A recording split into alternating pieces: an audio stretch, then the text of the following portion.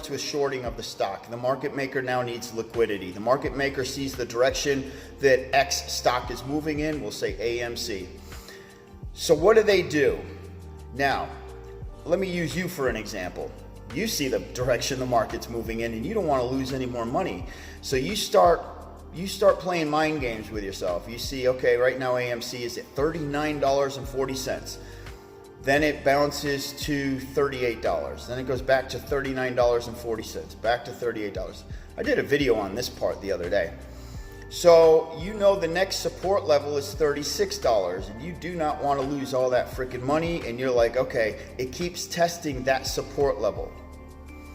Keeps testing 38. Let's just say it continues to test 38. And you do not want to lose $2 per share. So what do? You set your stop loss at $37.98, right? When you do that, that's typically what people do, is they think, I'm going to set the stop loss as close to that support line as possible so I don't lose any more money when she falls to 32 or when she falls to 36. Well, the problem is a cluster of people thinking exactly the way you're thinking are also setting their stop losses right on that freaking line so that they don't fall to 36. And the market maker pushes all y'all into the trench. Pushes every one of you into the trench to trigger your stop loss.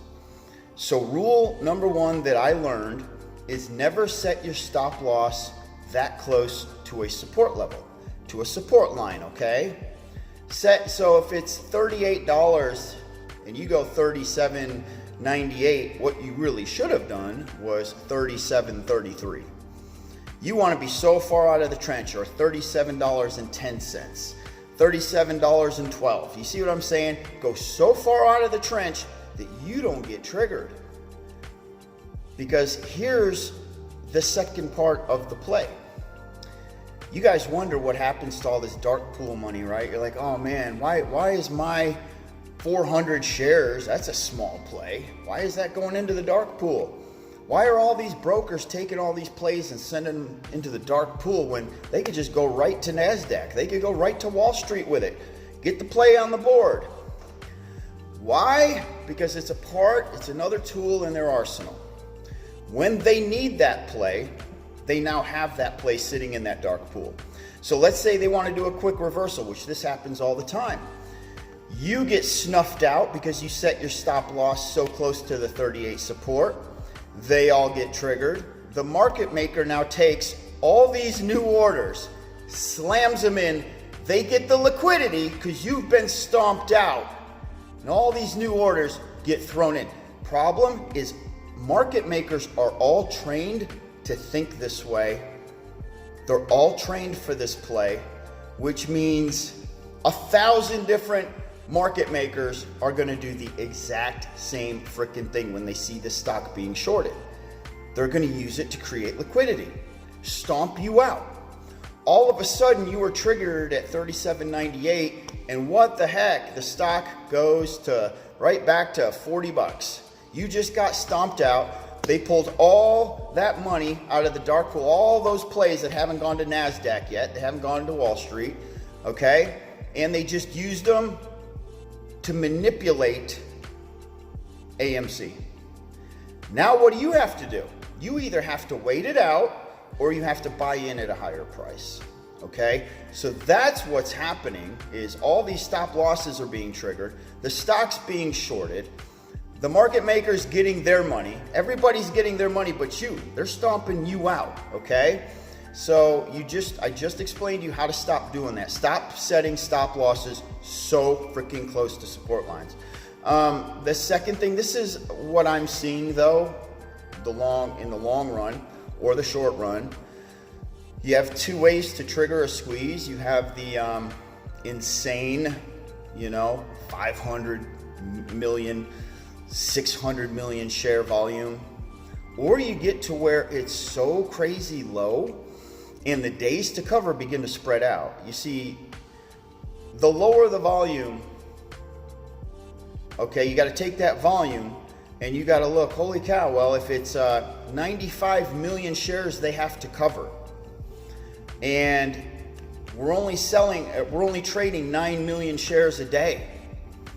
Well, if we're only trading 9 million shares a day and they've got to cover 95 million on the books, just an example, well, how many days is it going to take for them to cover the 95 million? That's why you want to pay attention to days to cover. You want to know why one sucks? Because if they got to cover the 95 million in one freaking day, it's just going to be a quick boop, and then it's over. And you're going to have a million market halts, and there's going to be problems, and you're not going to get paid.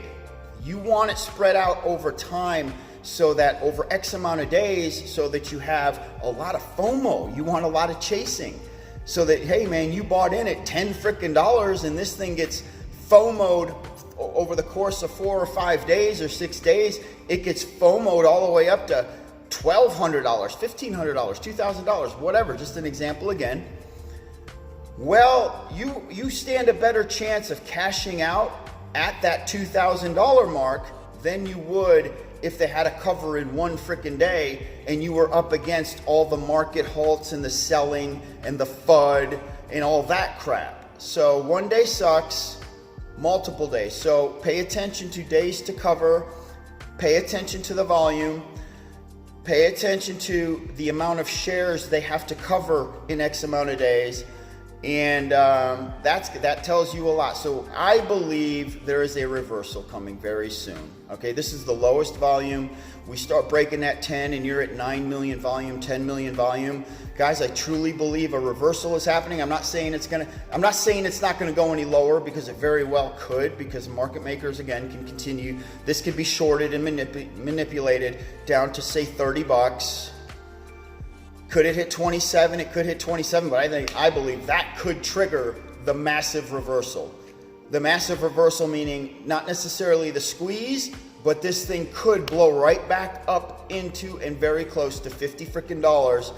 It could happen in December. It could happen in January. All right. We are getting close though.